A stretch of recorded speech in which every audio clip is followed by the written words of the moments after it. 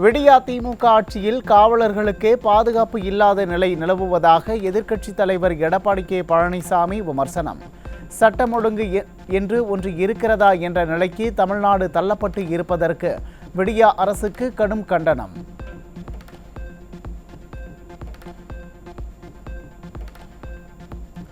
தமிழ்நாட்டில் சட்டம் ஒழுங்கு சீர்கெட்டிருப்பதற்கு போதைப்பொருள் நடமாட்டம் அதிகரித்துள்ளதே ஆணிவேர் எனவும் அதை திமுகவினரே செய்து வருகின்றனர் என்பது இன்னும் வேதனைக்குரியது எனவும் எதிர்க்கட்சித் தலைவர் எடப்பாடி கே பழனிசாமி வேதனை.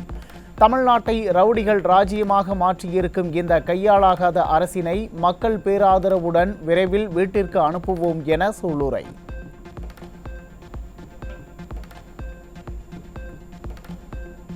அதிமுக பொதுச் செயலாளர் எடப்பாடி கே பழனிசாமிக்கு விவசாயிகள் சங்கம் சார்பில் பாராட்டு விழா. வசிஷ்ட நதி கைகான் வளவு நீரோடை இணைப்பு திட்டத்தை நிறைவேற்றி தந்ததற்காக வசிஷ்ட நதி பாசன ஆயக்கட்டு விவசாயிகள் சங்கத்தினர் நன்றி தெரிவித்தனர்.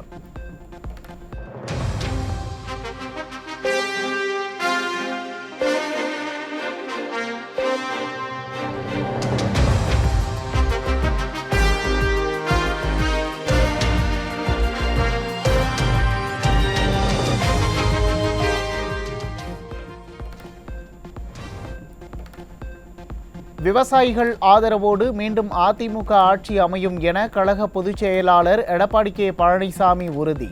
திமுக ஆட்சியில் முடக்கப்பட்டுள்ள திட்டங்கள் அனைத்தும் மீண்டும் நிறைவேற்றி தரப்படும் என திட்டவட்டம்.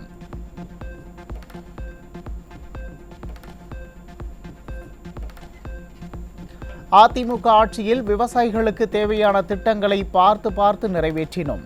விவசாயிகள் பயனடையும் திட்டங்களை விடியா திமுக அரசு நிறுத்திவிட்டதாக எதிர்க்கட்சித் தலைவர் எடப்பாடி கே பழனிசாமி குற்றச்சாட்டு.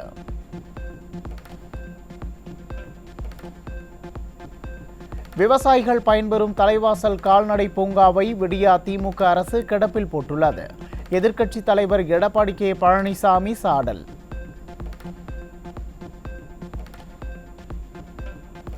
சட்டமன்றத்தில் மக்கள் பிரச்சினைகள் குறித்து பேசும்போது நேரலை செய்வதில்லை. எதிர்க்கட்சித் தலைவர் எடப்பாடி கே பழனிசாமி குற்றச்சாட்டு.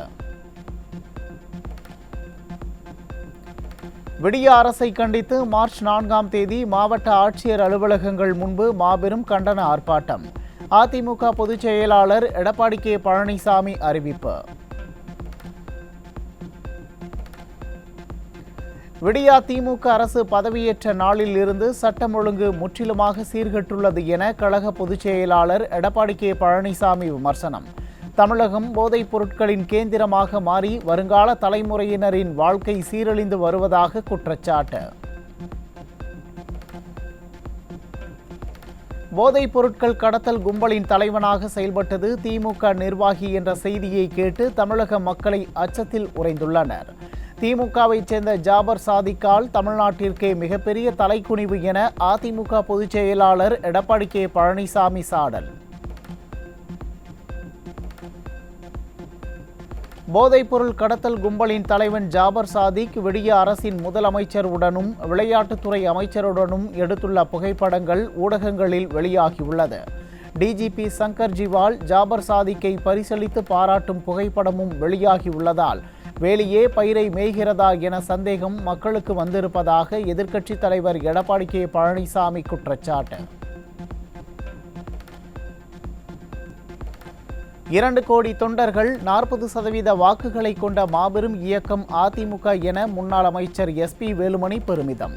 தமிழ்நாட்டில் 3% வாக்குகள் வைத்திருக்கும் பாஜகவில் சேருவதாக பரப்பப்படும் வதந்திகளுக்கு பதிலளிக்க தேவையில்லை எனவும் விளக்கம்.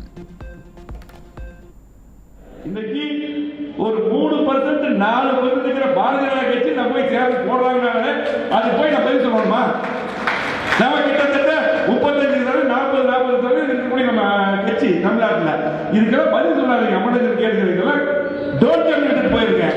கவலையப்படாதீங்க. அவ்வளவுதான். இல்லாததை இருப்பதை போல் காட்டி மக்களை குழப்புவதுதான் திமுக மற்றும் பாஜகவின் வேலை. முன்னாள் அமைச்சர் SP வேலுமணி குற்றச்சாட்டு.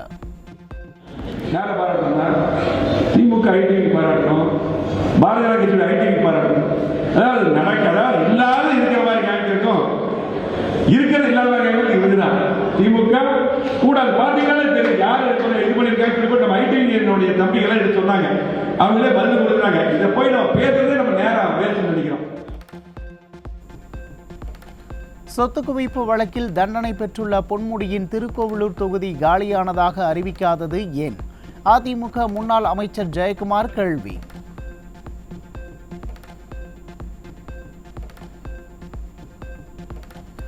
நாடாளுமன்ற தேர்தலில் அதிமுக சார்பில் போட்டியிட 7வது நாளாக ஆர்வமுடன் விருப்ப மனுக்களை அளித்து வரும் நிர்வாகிகள் மேளதாளங்கள் முழங்க விருப்ப மனுக்களை பெற்று பூர்த்தி செய்து அளித்தனர்.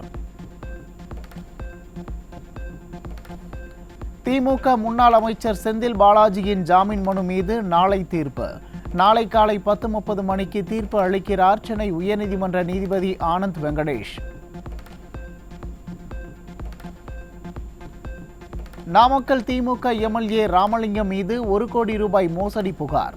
அரசு அலுவலகங்களில் சுத்திகரிக்கப்பட்ட குடிநீர் ஆர்டர் பெற்று தருவதாக கூறி 1 கோடி ரூபாய் பெற்றுக்கொண்டு ஏமாற்றியதாக பாதிக்கப்பட்ட நபர் டிஜிபி அலுவலகத்தில் புகார் மனு.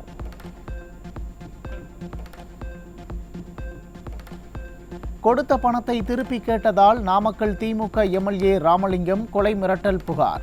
விடியா திமுகவின் எம்எல்ஏ மீது நடவடிக்கை எடுக்கப்படுமா என மக்கள் கேள்வி.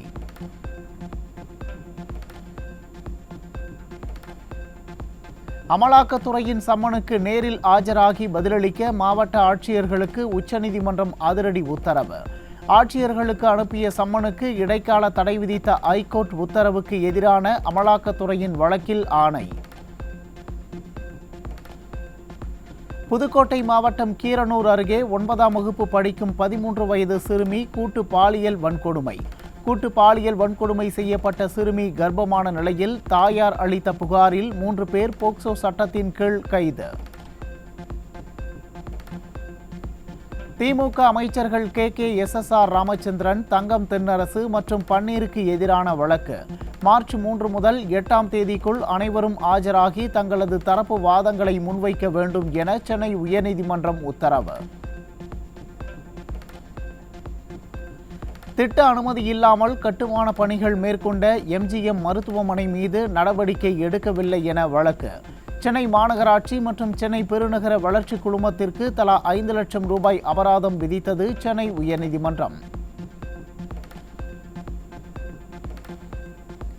சென்னை OMR சாலையில் 738 கோடி ரூபாய் மதிப்பீட்டில் நடந்த மழைநீர் வடிகால் பணிகளில் ஊழல் நடந்துள்ளதாக பரபரப்பு புகார். விசாரணை நடத்த வலியுறுத்தி லஞ்ச ஒழிப்புத்துறை இயக்குநரிடம் சென்னை மாநகராட்சி ஒப்பந்ததாரர்கள் நலசங்கம் புகார்.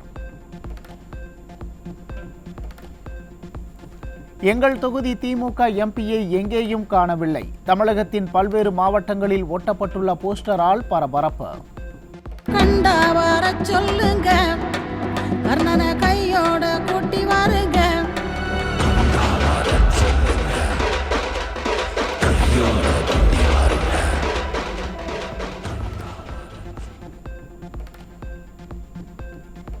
இந்தியாவிலேயே எந்த ஒரு கட்சியும் தனித்து நின்று நாடாளுமன்ற தேர்தலில் வெற்றி பெற்றது கிடையாது. புரட்சி தலைவி தலைமையில் அதிமுக 37 இடங்களில் வெற்றி பெற்று சரித்திர சாதனை படைத்ததாக கோவை வடக்கு தொகுதி அதிமுக எம்எல்ஏ அம்மன் K. அர்ஜுனன் பெருமிதம்.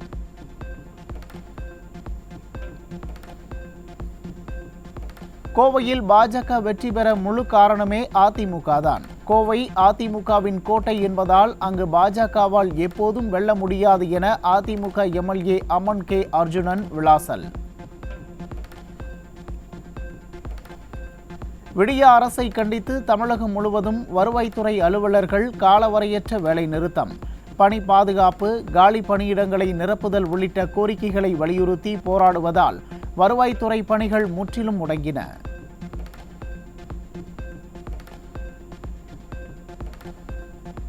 வருவாய்த்துறை அலுவலர்கள் சங்கத்தினரிடம் உடனடியாக பேச்சுவார்த்தை நடத்தி தீர்வு காண வேண்டும்.